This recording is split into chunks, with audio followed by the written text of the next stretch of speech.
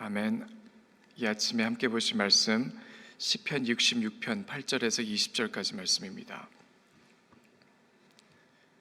시편 66편 8절에서 20절까지 말씀을 저희가 한 절씩 교독하신 후에 20절은 함께 읽도록 하겠습니다. 만민들아 우리 하나님을 송축하며 그의 찬양 소리를 들리게 할지어다. 그는 우리 영혼을 살려두시고 우리의 실족함을 허락하지 아니하시는 주시로다. 하나님이여 주께서 우리를 시험하시되 우리를 단련하시기를 은을 단련함 같이 하셨으며 우리를 끌어 그물에 걸리게 하시며 어려운 짐을 우리 허리에 메어 두셨으며 사람들이 우리 머리를 타고 가게 하셨나이다. 우리가 불과물을 통과하였더니 주께서 우리를 끌어내사 풍부한 곳에 들이셨나이다. 내가 번제물을 가지고 주의 집에 들어가서 나의 서원을 주께 갚으리니 이는 내 입술이 낸 것이요 내 환난 때에 내 입이 말한 것이니이다. 내가 순양의 향기와 함께 살진 것으로 주께 번제를 드리며 수소와 염수를 드리리이다. 하나님을 두려워하는 너희들아 다 와서 들으라. 하나님이 나의 영혼을 위하여 행하신 일을 내가 선포하리로다. 내가 나의 입으로 그에게 부르짖으며 나의 혀로 높이 찬송하였도다.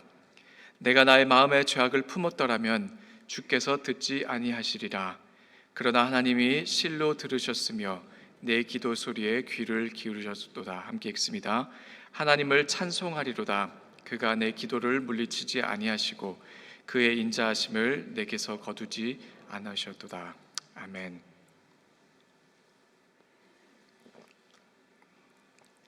아멘.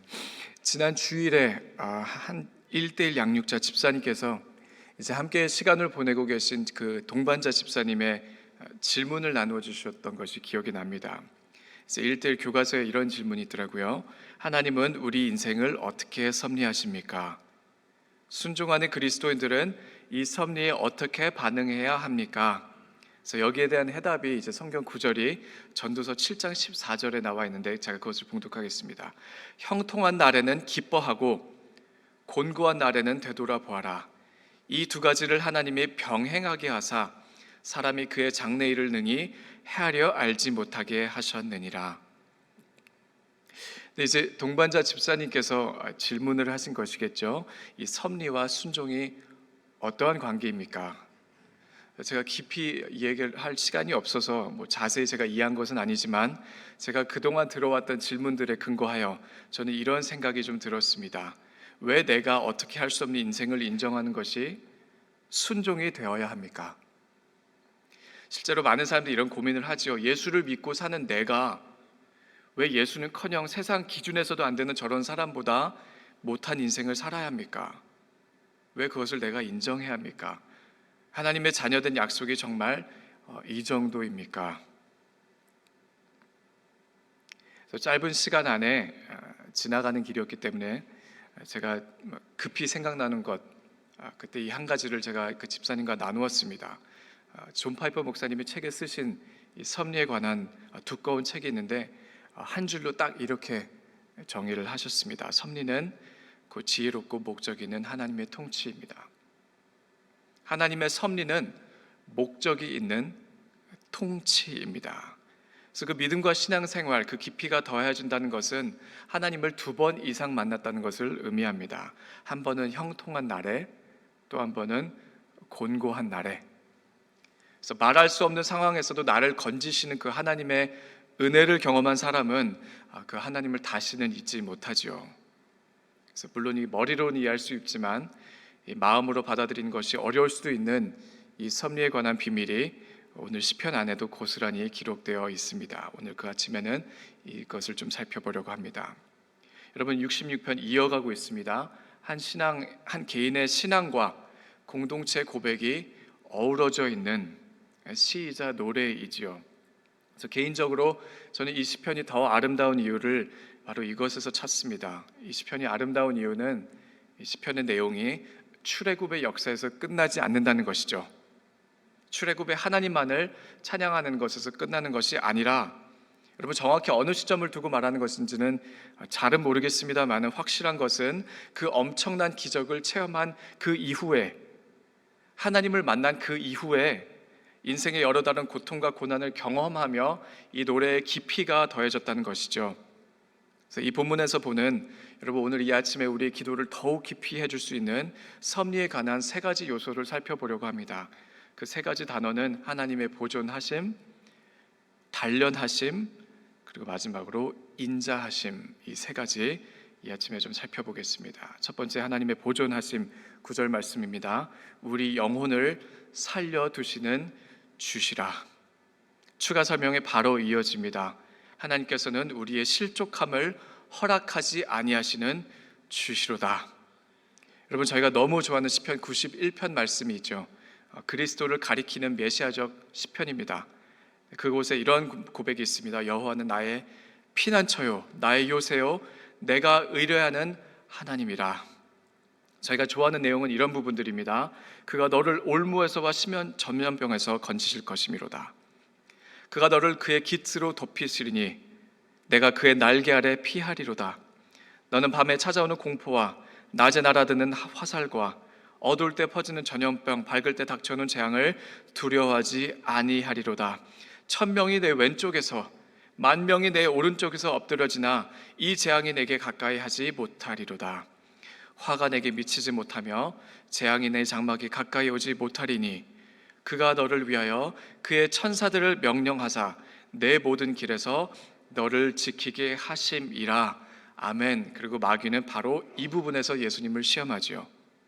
내가 정말로 메시아라면 뛰어내려 봐라. 예수님께서 대답하십니다. 주 너의 하나님을 시험하지 말라. 신명기에 나온 말씀인데 여러분 잘 아시는 마사에서 이스라엘이 하나님을 시험했던 내용이죠. 그래서 그 구절을 정확하게 하나님께서 설명하고 계십니다. 그들이 여호와를 시험하여 이르기를 여호와께서 우리 중에 계신가 안 계신가 하였음이라. 우리와 함께 하시나 안 하시나, 하나님께서 우리를 살려주시나 안 살려주시나, 하나님께서 도와주시나 안 도와주시나 의심하였더라. 여러분 믿는 자가 숨을 쉬고 심지어 그 숨이 다하여 죽게 되었다는 것도 여러분 저희가 늘 듣는 기도 생사화복을 주관하신 하나님, 그 뜻은 우리의 삶과 죽음에는 하나님의 의지가 들어있다는 것입니다. 근데 사도 바울이 이런 고백을 하죠. 우리가 살아도 주를 위하여 살고 죽어도 주를 위하여 죽나니 그러므로 사나 죽으나 우리는 주의 것이로다. 이를 위하여 그리스도께서 죽었다가 다시 살아나셨으니 곧 죽은 자와 산 자의 주가 되려 하심이라. 여러분 예수님께서 십자가를 온전히 지시고 사도 바울이 두려움을 초월하여 복음을 전할 수 있었던 이유가 여기에 있습니다. 그 첫 번째 비밀, 믿는 자의 삶과 죽음은 절대적으로 하나님의 영역입니다. 이것을 믿을 때 우리 내면 안에 하나님을 향한 절대적인 신뢰가 일어납니다. 두 번째, 하나님께서는 우리를 단련하십니다. 10절 말씀, 주께서 우리를 시험하시되 우리를 단련하시는 분이십니다. 인생 가운데 피할 수 없는 고난 가운데 발견하는 또 다른 섭리가 여기 있죠. 하나님께서는 나를 버리신 것이 아니시다. 그물에 걸리게 하십니다. 어려운 짐을 허리에 메어 두시고 사람들이 머리를 타고 가게 하실 때도 있습니다.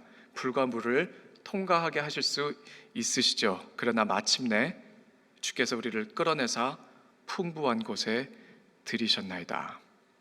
여러분, 내가 원하는 무언가가 이루어지는 그것이 우리의 기도의 직성이죠. 그렇게 해야 직성이 풀리는 기도의 습관을 우리가 다 갖고 있습니다. 하나님의 마음은 단순히 우리의 목적을 이루는데 있지 않은 것을 제가 계속해서 보게 되죠. 하나님의 목적은 단순히 출애 구업이 아닙니다. 하나님의 목적은 우리가 단순히 가나안에 들어가게 하시는 것이 아니죠. 그것은 일도 아닙니다. 그러나 그 과정 가운데서 하나님을 우리가 의지하게 하시고 그분과 동행하게 하시며 우리의 믿음이 불과 물을 통과하며 은과와 같이 단련되기를 기뻐하신다는 것이죠. 욥의 아름다운 고백이 23장에 욥기 23장에 이렇게 기록되어 있습니다. 그런데 내가 앞으로 가도 그가 아니 계시고 뒤로 가도 보이지 아니하며 그가 왼쪽에서 일하시나 내가 만날 수 없고 그가 오른쪽에서 돌이키시나 배울 수 없구나.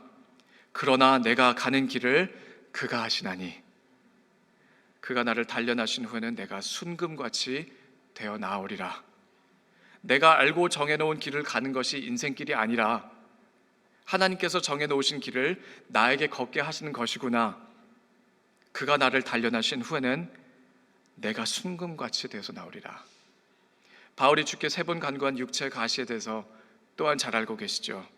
하나님께서 이렇게 응답하십니다. 내 은혜가 내게 족하다, 충분하다. 이는 내 능력이 약한 데서 온전하여짐이라. 그러므로 사도 바울이 말합니다. 내가 기뻐함으로, 크게 기뻐함으로 나의 여러 약한 것들에 대하여 자랑하리니 이는 그리스도의 능력이 내게 머물게 하려 함이라. 그러므로 내가 그리스도를 위하여 약한 것들과 능력과 궁핍과 박해와 곤고를 기뻐하노니 이는 내가 약한 때에 강함이라. 믿는 자의 고난은 믿음을 단련하는 필요한 과정입니다. 하나님께서 우리 내면 가운데 하나님을 향한 경외감을 일으키시기 때문이죠. 3번째, 하나님의 응답하심. 20절 말씀, 그의 인자하심을 내게서 거두지 아니하셨도다.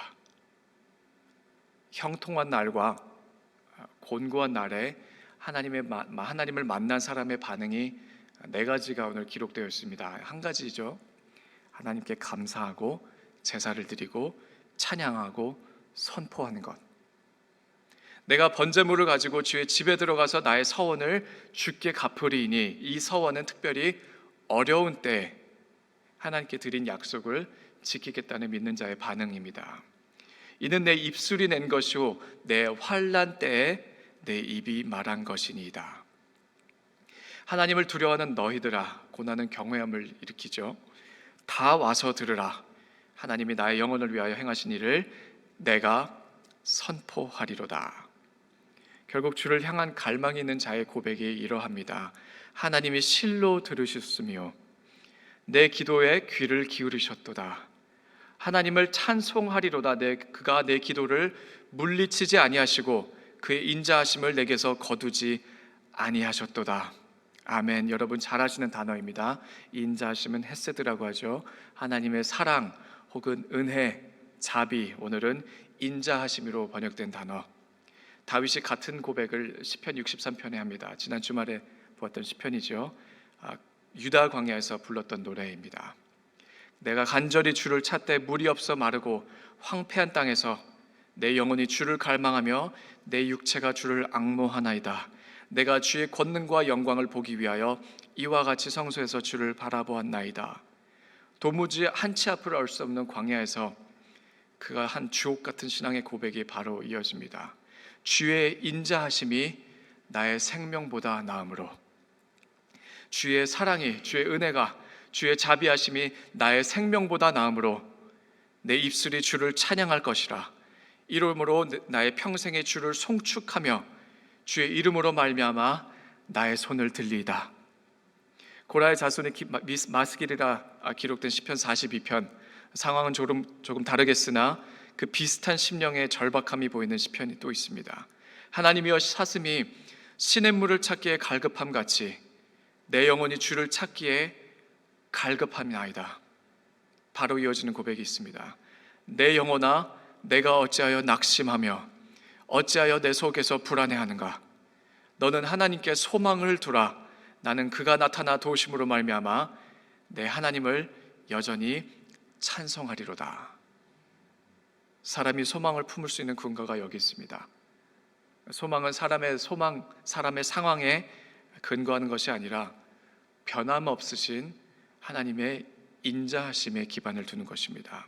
그래서 마지막, 하나님의 인자하심은 결코 믿는 자의 갈급함을 그대로 두지 아니하시고 우리 내면에 주를 향한 강한 소망을 일으킵니다. 말씀을 마무리합니다. 주의 인자하심이 생명보다 나은 이유가 다윗이 보지 못했던 그 가장 역사적인 사건이 이제 우리 가운데는 현실이 되어 있습니다. 예수님의 사랑과 은혜와 자비하심이, 그 인자하심이 나타난 그 십자가가 우리의 생명보다 나은 그 정도가 아니라 우리가 영원히 살 수 있는 이유가 되었죠.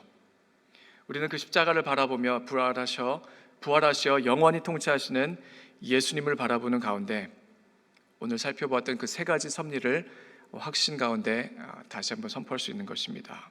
첫 번째, 우리는 주를 신뢰할 수 있습니다. 우리가 살아도 주를 위하여 살고 죽어도 주를 위하여 죽나니 그러므로 사나 죽으나 우리가 다 주의 것이로다. 두 번째, 우리는 주를 경외할 수 있습니다. 내가 가는 길을 그가 아시나니 나를 단련하신 후에는 내가 순금같이 되어 나오리라. 마지막, 주 안에서 소망할 수 있습니다. 주의 인자하심이 생명보다 나음으로 내 입술이 주를 찬양할 것이라. 오늘 이 아침에 우리의 삶을 통치하시는 하나님을 더욱 신뢰하고 더욱 경외하며 그 소망을 놓지 않는 우리 모두가 되기를 소원합니다. 기도하시겠습니다.